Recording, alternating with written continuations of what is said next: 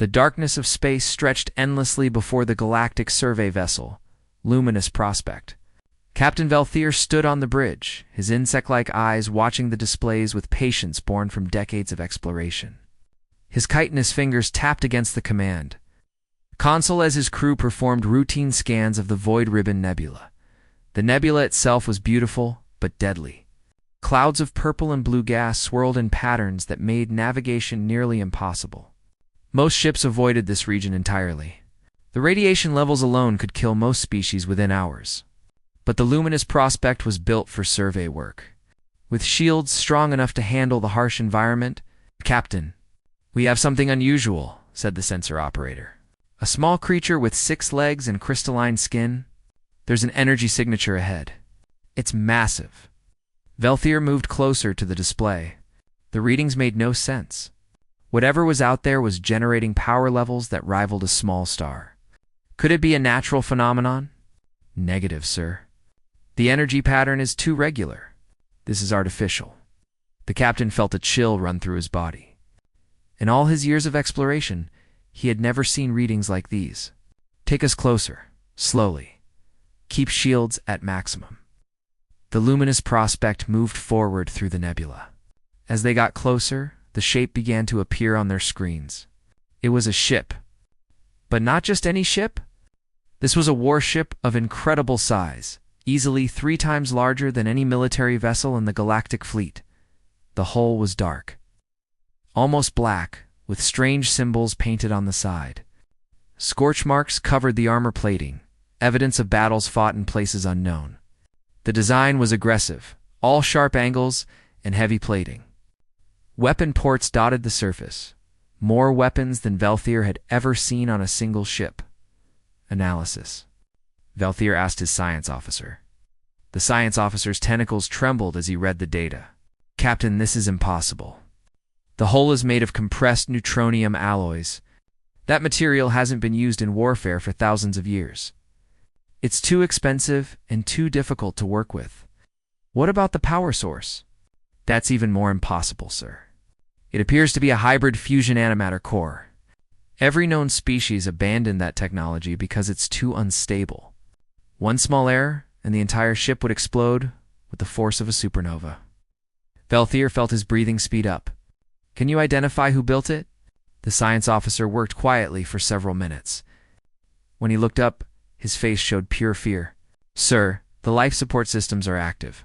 They're calibrated for Earth-standard atmosphere." The bridge fell silent. Every member of the crew knew what that meant. Earth-standard atmosphere contained 20% oxygen, a concentration that most species considered dangerously high. That much oxygen was volatile and corrosive. It could support fires that burned with incredible intensity. Only one species lived in such conditions. "Humans," Velthier whispered. "Earth had been discovered by the Galactic Council 40 years ago.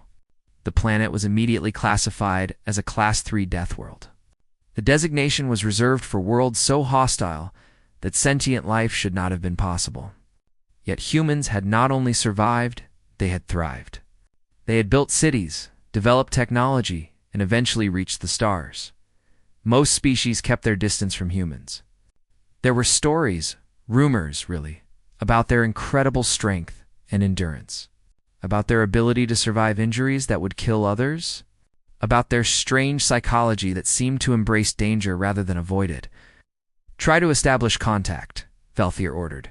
Though every instinct told him to turn around and leave, the communications officer sent a standard greeting in Galactic Common.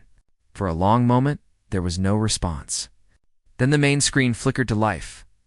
A human female appeared on the screen. She had dark hair pulled back in a tight style, and strange metal devices were attached to her temples. Her eyes were sharp and intelligent. She wore a uniform that was purely functional, with no decoration except for rank insignia on her shoulders. "This is Commander Dayon of the warship Eternal Horizon," she said in perfect Galactic Common. Her voice was calm and professional. "State your purpose." Velthier tried to keep his voice steady. "I am Captain Velthier of the galactic survey vessel Luminous Prospect. We detected your ship and wanted to ensure you weren't in distress." Dayan's expression didn't change. We are not in distress. We are hunting. Hunting what, if I may ask? A void leviathan. It destroyed 3 colonies in the Outer Rim 2 weeks ago. We've been tracking it through this nebula. Velthier felt his legs weaken. Void leviathans were creatures of legend, massive beings that existed partially outside normal space. The Galactic Council had records of them, but they were thousands of years old. Most modern scientists believe they were myths, Commander Dayon. Void leviathans are considered mythological by most of the galactic community. They're very real, Captain, and very dangerous. This one has killed approximately 40,000 people so far. Dayon looked at something off-screen, then back at Velthier. We're close to catching it. If you want, you can send a diplomatic party to observe. But I need to warn you, the Eternal Horizon operates under combat protocols. Your people will need to sign liability waivers. Velthier couldn't believe what he was hearing. This human commander was offering to let them board a warship that was hunting a creature most species didn't believe existed. It was madness. It was also the opportunity of a lifetime. We accept your offer, Commander. How many people can we send? 5 maximum. And Captain, tell your people to prepare themselves. This ship was built for war, and we don't soften it for visitors. The screen went dark. Velthier stood there for a moment, trying to process what had just happened. He was about to board a human warship, a vessel from a species that came from a world where nearly everything was designed to kill them. A ship that was hunting monsters. He selected his team carefully. 2 xenobiologists who studied alien species, a military analyst who understood weapons and tactics, a cultural liaison who specialized in first contact situations, and a medical officer who could assess the health and biology of the humans they would meet. They prepared their equipment, checked their environmental suits, and gathered in the transport bay. As Velthier looked at his team, he could see the fear in their faces, but he could also see curiosity and excitement. They were about to discover what humans were truly capable of. They were about to see why Earth was called a death world. The transport launched from the Asterisk. Luminous Prospect Asterisk, and headed toward the massive warship. As they got closer, Velthier could see more details. The armor plating was incredibly thick. The weapons were enormous, designed to deliver devastating firepower. This was a ship built by survivors who had learned to fight back against a universe that wanted them dead. The transport docked with a soft thud. The airlock cycled. The door opened, and Captain Velthier stepped into the world of the Deathworlders. The airlock door opened with a hiss of pressurizing atmosphere. Velthier stepped through first, followed by his team of 5 specialists. They wore environmental suits rated for extreme conditions, but even through the protection, they could feel the difference immediately. The gravity was wrong. It pulled at them, making every movement require extra effort. Velthier checked his suit's readings. The gravity was 1.2 times standard. That didn't sound like much, but after just a few seconds, he could feel the strain in his legs. His breathing became harder, his heart's beating faster to pump blood through his body against the increased pull. A human male stood waiting for them. He was of average height for his species, with dark hair and calm eyes. He wore a simple uniform and had a device attached to his belt that Velthier recognized as a sidearm. The human smiled, an expression that showed his teeth. Velthier knew enough about human biology to understand this was meant to be friendly, though the sight of those flat teeth designed for both plants and meat was unsettling. Welcome aboard the Eternal Horizon. I'm Lieutenant Minho. I'll be your guide during your visit. His voice was pleasant and relaxed, as if having aliens aboard a warship was a normal occurrence. I apologize for the gravity. This is actually our reduced setting. We lower it during long missions to help with crew comfort. Velthier tried to hide his shock. This was reduced gravity? What did humans consider normal? Thank you for having us, Lieutenant. We're honored to be here. Follow me, please. Commander Dayon wanted me to show you around. Before you observe our operations, started walking down the corridor, at a pace that looked easy for him but required the visitors to push themselves to keep up. The corridors of the Eternal Horizon were functional and plain. There was no decoration, no art, nothing that wasn't necessary for the ship's operation. The walls were metal, painted in neutral colors. Lights set into the ceiling provided bright white illumination that was harsher than what most species preferred. As they walked, they passed crew members going about their duties. Every human moved with purpose and efficiency. They wore the same simple uniforms, with different color markings that Velthier assumed indicated their roles. What struck him most was how calm they all seemed. This was a warship hunting a monster. Yet no one appeared worried or afraid. They turned a corner and entered what looked like a maintenance area. A human female was working on a plasma conduit. The conduit was active, glowing with barely contained energy. She had the access panel open and was reaching inside with her bare hands, protected only by thin gloves. Velthier's science officer made a sound of distress. That conduit is active. She'll be killed. Minho glanced over and waved at the woman. Oh, that's Engineer Hannah. Don't worry, she knows what she's doing. Hannah looked up and waved back cheerfully. Her hands were still inside the conduit, casually manipulating components that carried enough power to vaporize most species instantly. She pulled her hands out, closed the panel, and nodded in satisfaction before moving to the next conduit down the line. But the energy levels, the science officer stammered. The thermal output alone should have burned through her gloves. The gloves are heat-resistant, Minho explained. And Hannah has been doing this for 10 years. She's one of our best engineers. They continued walking. The next area was a training deck.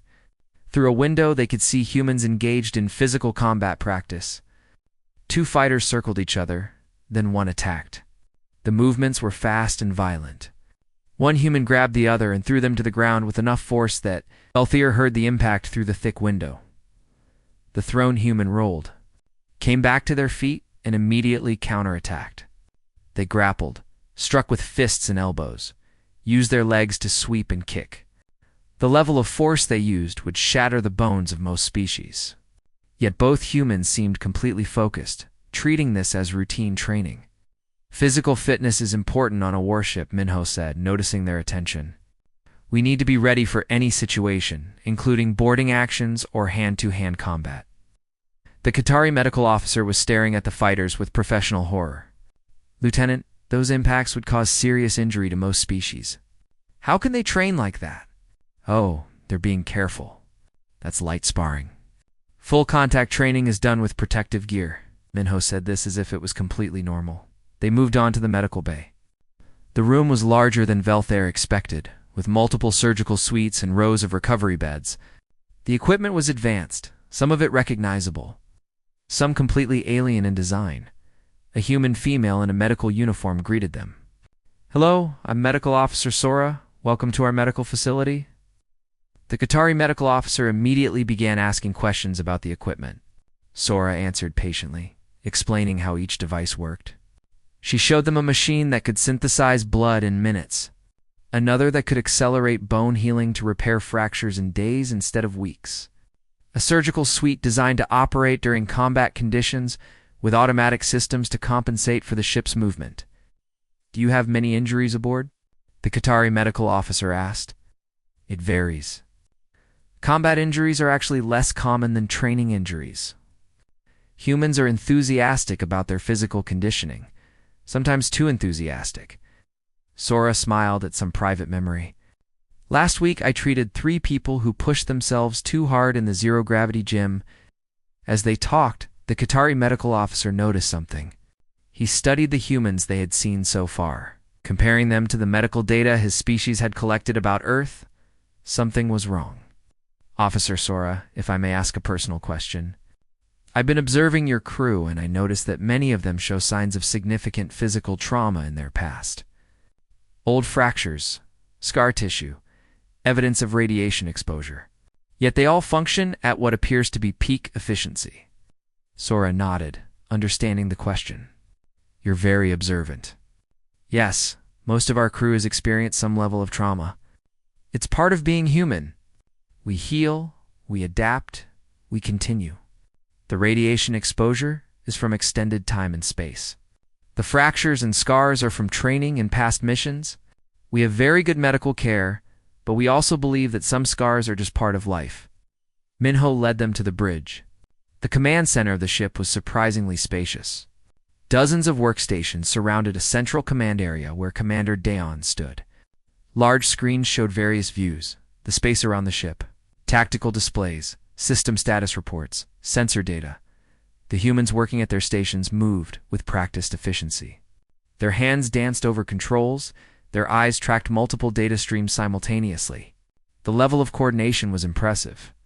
Daon turned to face the visitors. Up close, Velthier could see that she was younger than he'd expected, perhaps only in her 30s by human reckoning. The cybernetic devices at her temples glowed softly, neural interfaces that connected her directly to the ship's systems. "Captain Velthier, thank you for coming. I wanted you to see our ship before we engaged the Leviathan. It's important that you understand what you're going to witness." "Commander, I must ask, why did humans build a ship like this? Your species only joined the galactic community 40 years ago." Dan's expression became serious. "When we first reached the stars, we learned something important. The galaxy considers Earth a Class 3 death world. Other species look at our planet and see a nightmare of deadly weather. Dangerous animals, poisonous plants, and constant threats. They're amazed we survived, let alone achieved civilization." She gestured around the bridge. "We realized that our adaptation to Earth made us unique. We can survive in conditions that kill other species. We can tolerate gravity, radiation, and atmospheric conditions that are lethal to most life. We can heal from injuries that would be fatal to others. So we decided to use these abilities for something good. We hunt the monsters that threaten the galaxy. We face the dangers that other species can't." Velthier felt a new understanding forming. "You protect others because you can." "Exactly. The Eternal Horizon is one of 12 human warships dedicated to this mission. We don't fight other species. We fight the universe itself." Daon looked at one of her displays. "And right now we have a void Leviathan to stop." The bridge light shifted to a red tone. An alarm sounded, low and urgent. "Battle stations," Daon commanded. "The hunt begins." Minho quickly escorted the Qatari visitors to a reinforced observation deck. The room had thick windows that looked out into space and screens that displayed the same tactical information the bridge crew was seeing. Comfortable seats were bolted to the floor, with safety harnesses designed to hold occupants secure during violent movement. "You'll be safe here," Minho assured them. "These windows can withstand direct hits from most weapons. The room has its own life support and emergency systems. If something goes wrong, just press the red button and you'll be transported back to your ship automatically." Velthier and his team strapped themselves into the seats. Through the windows, they could see the nebula around them, still beautiful despite the danger they were facing. On the tactical screens, a red marker showed the projected position of the Void Leviathan. Commander Daon's voice came through the speakers. "All hands, this is the commander. We have located the target. It's moving through a debris field, left from the Kresh stellar collision. We will pursue and engage. All crew to battle stations." This is not a drill. The ship began to move. Velthier could feel the acceleration through the deck, a steady push that grew stronger. On the screens, he watched as the Eternal Horizon entered the debris field. The debris field was chaos made visible. Asteroids of all sizes tumbled through space, their orbits random and unpredictable. Radiation storms flickered between the rocks, the remains of planets that had been torn apart by gravitational forces. Created clouds of dust and metal fragments. Navigation through such a field was considered impossible. The smart thing to do was to go around, to find a safer path. But the humans didn't do that. The ship accelerated, driving directly into the heart of the debris field. "They're insane," whispered the Qatari military analyst. "They'll be torn apart." But the Eternal Horizon moved through the chaos like a dancer. The ship rolled, pitched, and dove around obstacles that would have destroyed lesser vessels. Asteroids the size of small moons passed within meters of the hull. Radiation storms washed over the shields, causing them to flare with absorbed energy. Through the observation deck window, Velthier watched a massive asteroid tumbling directly toward them. His hands gripped the armrests of his seat. Collision seemed inevitable. But at the last moment, the ship dropped, the asteroid passing overhead so close that its shadow fell across the window. On the bridge display screen, he could see Pilot Hine at the navigation controls. The human's hands moved across the controls with incredible speed and precision. His eyes never stopped moving, tracking dozens of threats simultaneously. He was performing calculations that would require a computer for most species, doing it all in his biological brain. How is this possible? The science officer asked in awe. Minho, who had stayed with them, answered, "Human brains are very good at pattern recognition and spatial awareness. It's one of our evolutionary advantages. On Earth, our ancestors had to track fast-moving prey while avoiding faster predators. We had to throw objects with accuracy to hunt. These skills translate well to piloting." The ship shuddered as something impacted the shields. Alarms sounded briefly, then stopped as the systems compensated. The eternal horizon continued forward without slowing. "Tactical report," Daon's voice commanded. "Target ahead, distance 200,000 kilometers. It's aware of us."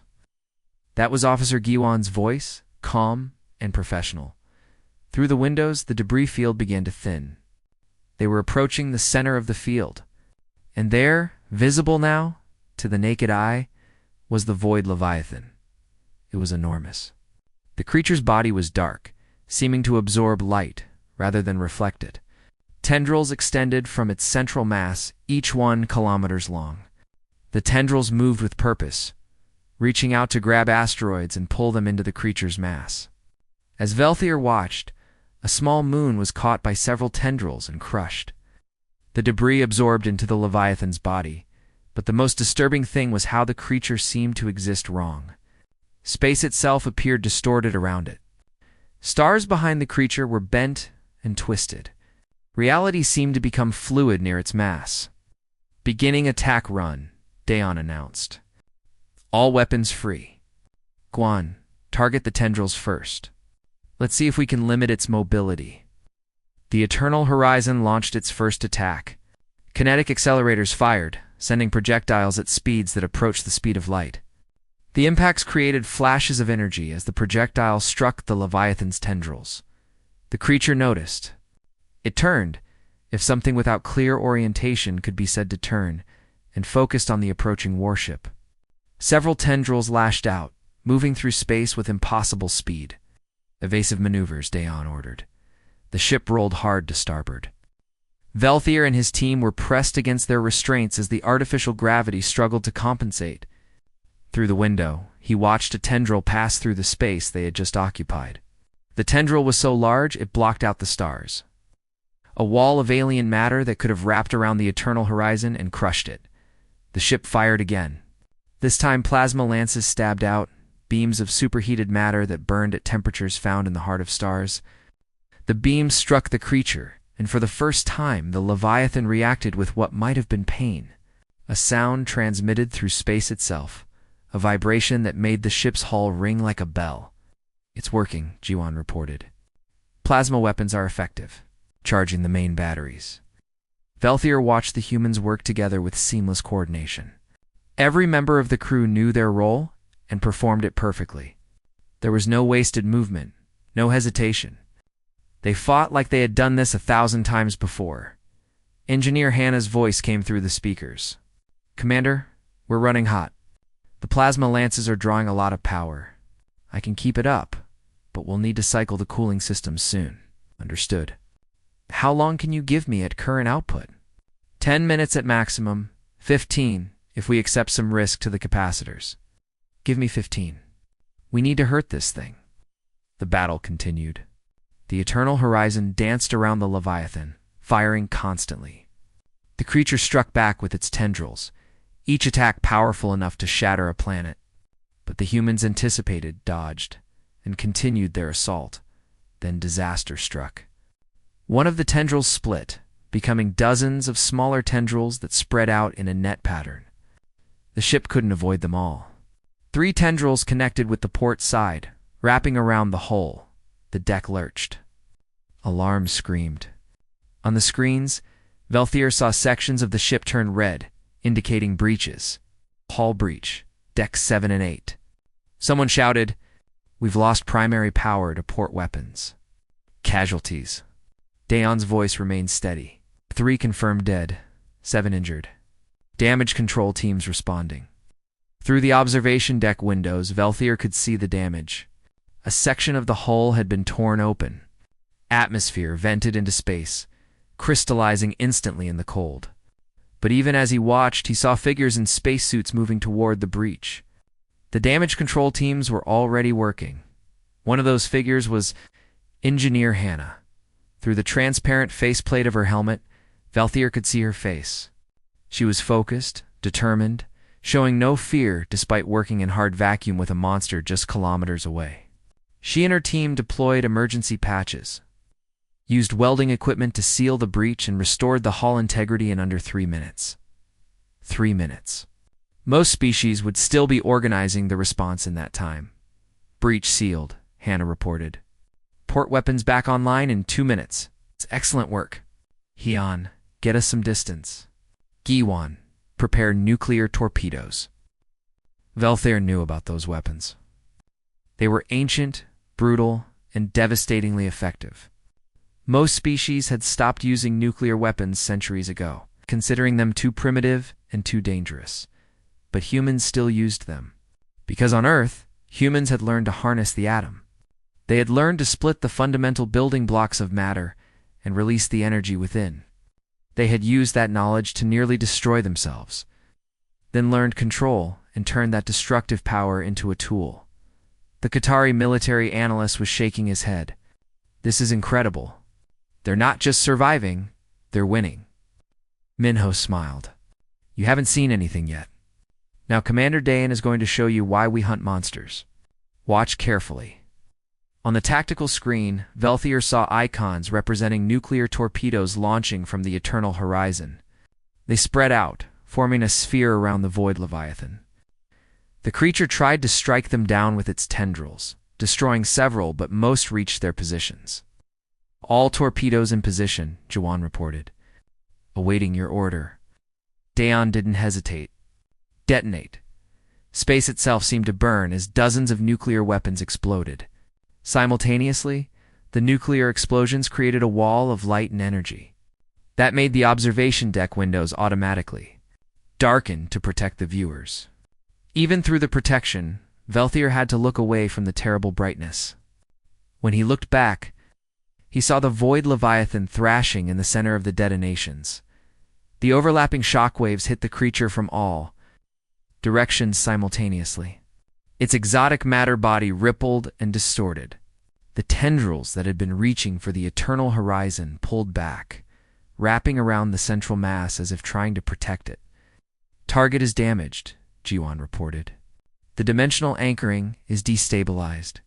It's having trouble maintaining its position in normal space. Good, that's what we wanted. Hyun, position us for the final attack. I want a clean shot at its core. Commander Dayan's voice was calm, but Velthier could hear the intensity beneath it. The Void Leviathan was not finished. It writhed in space, its body convulsing.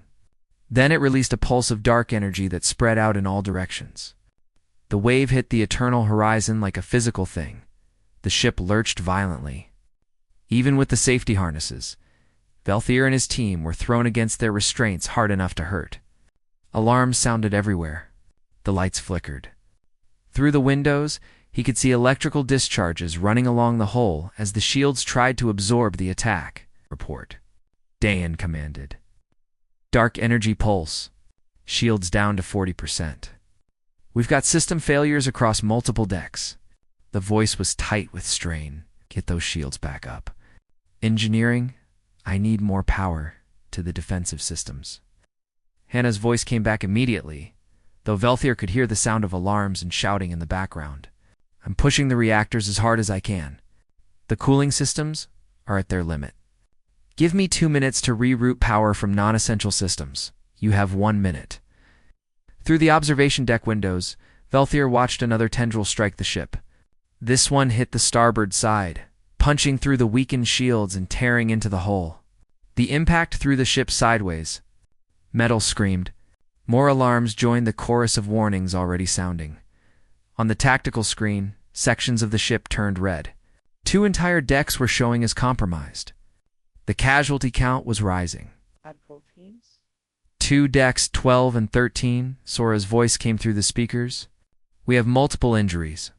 I'm going down there myself. Qatari medical officer watched the screens in horror. She's going to the damaged sections during active combat. Minho nodded, his face serious now. That's her job. Human medical personnel go where they're needed regardless of danger. It's part of our training and our culture. We don't leave our wounded behind. Another tendril struck the ship. This time, Velthier heard the impact clearly through the hull. The sound was a deep, resonating boom that he felt in his bones. The lights in the observation deck went out for a moment before emergency systems brought them back. We've lost 3 crew members, someone reported. Decks 12 and 13 are open to space. Velthier waited for panic, for fear, for the crew to break under the pressure. But the humans didn't break.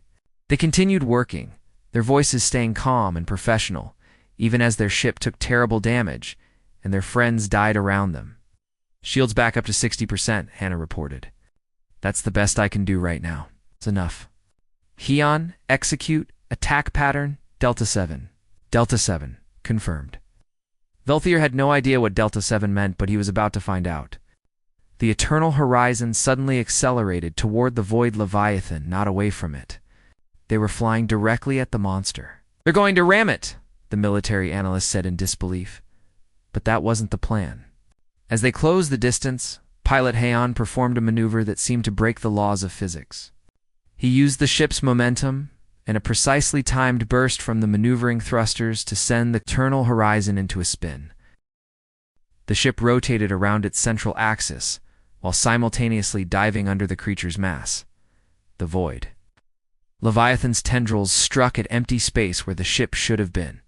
The eternal horizon came up on the other side, perfectly positioned directly under the creature's central core. Now, Dayon commanded. Fire stellar compression charges. Velthier felt his blood turn cold. Stellar compression charges were theoretical weapons that existed only in classified research files. They used captured matter from stars compressed to incredible densities, and then released in a controlled explosion that replicated the conditions found in a supernova. The technology existed, but every species that had developed it had abandoned it as too dangerous. The risk was enormous. If the charges didn't detonate properly, if the containment failed, if any of 1,000 things went wrong, the eternal horizon would be destroyed along with the target. But humans were from a death world. They had learned to take calculated risks. 3 charges launched from the ship. They were small, almost invisible against the vastness of space. But Velthier could see them on the tactical screen. 3 points of light accelerating toward the void Leviathan's core. The charges struck in rapid succession. The first explosion was brilliant white, a flash of pure energy. The second followed microseconds later, its energy adding to the first. The third completed the pattern. What happened next was beautiful and terrible. The 3 explosions combined, creating a cascade effect. The exotic matter of the void Leviathan's body couldn't withstand the forces being unleashed. Its dimensional anchoring collapsed completely. The creature began to implode. Its tendrils were drawn into the central mass. Space twisted and warped around it. For a moment, Velthier thought he could see other dimensions. Other realities, visible through the tiers and spationing. Then a temporary black hole formed. The gravity so intense that light itself couldn't escape. The void Leviathan was pulled into it, crushed down to a single point. The black hole existed for perhaps 3 seconds, consuming the creature's mass. Then it evaporated in a burst of hawking radiation, releasing all that energy back into normal space in a final explosion. It's all hands, brace for shockwave. Dayon's voice cut through the chaos. The wave hit the eternal horizon like the fist of an angry god. The ship was thrown backwards, tumbling end over end. Velthier felt his body press against the restraints with terrible force. His vision grayed at the edges. He heard something break, couldn't tell if it was part of the ship or his own body. The ship tumbled through space. Through the window, Velthier saw stars spinning, the nebula rotating, everything a blur of motion. Emergency systems screamed warnings. The smell of smoke reached his nostrils, even through his environmental suit. Then somehow the ship stabilized. The tumbling stopped. The alarms began to quiet one by one as systems came back online or were shut down safely. Damage report. Daeon's voice was hoarse now, but still commanding. Multiple hull breaches, all sections. Shields are down to 15%. Main power at 60% capacity. Life support is functioning but compromised in 17 sections. Casualties are heavy. The list went on, a catalog of damage that would have crippled most ships. And the target. There was a pause. Then Jiwon's voice filled with quiet satisfaction. Target destroyed, Commander. The Void Leviathan is gone. Through the observation deck window, Velthir looked out at the space where the creature had been. There was nothing there now except debris and fading radiation. The monster that had killed 40,000 people was dead. The humans had won. But the cost had been high. Dawn stood on the bridge, her face showing the strain of the battle. She had a cut on her forehead, blood running down the side of her face. But she didn't seem to notice or care. All hands, this is the commander. The target has been eliminated. Begin damage control and rescue operations. Medical teams. Priority 1 is recovering any survivors from the damaged sections. Engineering teams. I need a full assessment of our systems within the hour. Well done, everyone. You fought well today. She turned to look at the camera that fed to the observation deck, looking directly at Velthir and his team. Captain Velthir, that is what humanity does. We hunt monsters so that others don't have to. Welcome to understanding what it means to be Deathworlders. The hours after the battle were busy with repair work. The Eternal Horizon looked like it had been through a war, which, in a sense, it had. Sections of the hull were torn open. Debris floated in compartments that had lost atmosphere. Emergency force fields glowed blue where they held back the vacuum of space. But the ship was alive. The crew worked with the same calm efficiency they had shown during the battle. Repair teams moved through damaged sections. Medical teams treated the wounded. Engineers assessed systems and began the long process of fixing what had been broken. Captain. Velthir and his team were allowed to move through the ship, observing the recovery efforts. Lieutenant Minho stayed with them, though he now had a bandage wrapped around his left arm. He had been injured during the battle but refused to rest until the visitors were taken care of. Their first stop was the medical bay. The room that had seemed spacious before was now crowded with injured crew members. Medical Officer Sora moved between patients with practiced efficiency. Her uniform was stained with blood, her face tired but focused. The Qatari medical officer asked permission to observe the treatment procedures. Sora agreed, though she didn't slow her work. What he saw challenged everything he knew about medicine. One patient had a piece of metal embedded in his shoulder. Sora used a device to scan the wound, then simply pulled the metal out with surgical tongs. The patient grunted in pain but didn't cry out. Sora cleaned the wound, applied some kind of gel that made the bleeding stop almost instantly, and injected something into the patient's arm. That's it? The Qatari medical officer asked in shock. You're not going to sedate him? You're not going to use regeneration therapy? Sora shook her head while already moving to the next patient. He doesn't need sedation for a minor wound like that. The gel contains clotting agents and cellular growth stimulants. The injection was antibiotics and pain medication. He'll be back on duty in a few hours, but the pain. Humans have good pain tolerance. We train for it. Pain tells us something is wrong, but it doesn't stop us from functioning. She paused in her work to look at the Qatari medical officer. On Earth, our ancestors had to keep moving even when injured. A wounded human who stopped moving would be killed by predators. So we evolved the ability to function through pain. It's not pleasant, but it's possible. No. The medical officer watched as another patient was brought in. This one was in worse condition, with severe burns across his chest. The patient was conscious and actually talking to the medical team, giving them information about the accident that caused his injuries. He should be unconscious from shock, the medical officer whispered. Probably should be, yes. but he's trained to fight through it. We'll sedate him for the actual treatment. But right now, his information might help us treat others who were in the same accident. Sora moved to the burned patient, spoke to him quietly, and administered an injection that made him relax and close his eyes. In another part of the medical bay, the Qatari medical officer saw something that made him stop and stare. Pilot Hayan was sitting on a medical bed, his chest wrapped in compression bandages. According to the medical display beside him, he had 3 cracked ribs. Yet he was reviewing flight data on a tablet, making notes about the battle maneuvers. Pilot Hayan should be in intensive care. The medical officer protested. Hayan looked up and smiled, though the expression was strained. These are just cracks, not complete breaks. I've had worse. Besides, I need to review the data while the battle is fresh in my mind. If I wait, I might forget important details, but the pain is manageable. I've got pain medication, and the compression bandage helps. I'll be fine.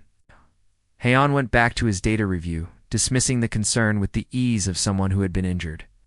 Many times before, Minho led them next to the engineering sections. The damage there was extensive. Entire systems had been destroyed or damaged by the Void Leviathan's attacks. But Engineer Hannah and her teams were already at work. They had prioritized the critical systems first.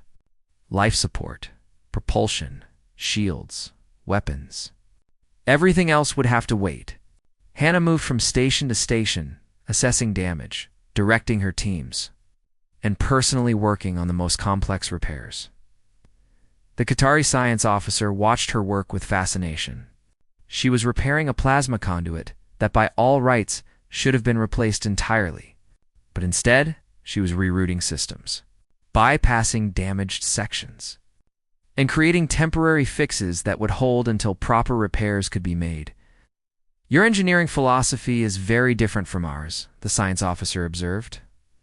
Hannah paused in her work, wiping sweat from her forehead. How so?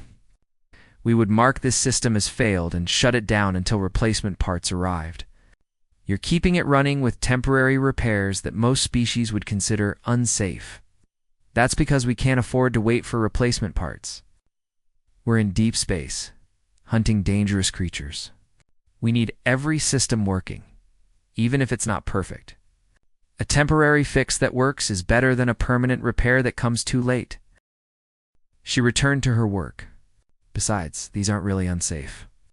They're just unconventional. We've tested these methods extensively. The science officer noticed something else. The human engineers were working in shifts, but the shifts were long. 12 hours on, 6 hours off. And even during their off time, many engineers remained nearby, ready to respond if needed. Your crew doesn't rest much, he observed. Minho nodded. We rest enough. But when the ship is damaged and we're far from safe harbor, everyone understands that work comes first. We'll take proper rest when the crisis is over. For now, we do what's necessary. They visited the bridge next. Commander Dayon was still there, though someone had cleaned and bandaged the cut on her forehead. She was receiving reports from all sections of the ship, making decisions about resource allocation, and planning their route back to the nearest repair station, the Qatari. Cultural Liaison had been observing the humans throughout the visit, trying to understand their psychology. She approached Dayon with permission, her translator device rendering her words into Galactic Common. Commander, may I ask you a personal question? Dayon looked up from her reports. Of course. Your species comes from a world that tried to kill you at every opportunity. You evolved in constant danger, surrounded by predators and hostile environments. Now you use those adaptations to protect other species, even at great cost to yourselves. Why? What drives you to take these risks for strangers? Dayon was quiet for a moment, considering the question carefully. That's a complex question. There are many reasons. But I think the core answer is this. Yes, Earth tried to kill us. But it also taught us to value life. Every human alive is the descendant of survivors. We know what it takes to endure, to struggle, to fight for another day. And because we know how hard survival is, we understand how precious life is. She gestured around the bridge. Every person on this ship could have chosen a comfortable life.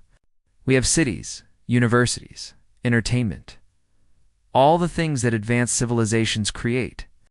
But we chose to come out here, to face the darkness, because we believe that life is worth protecting. Not just human life.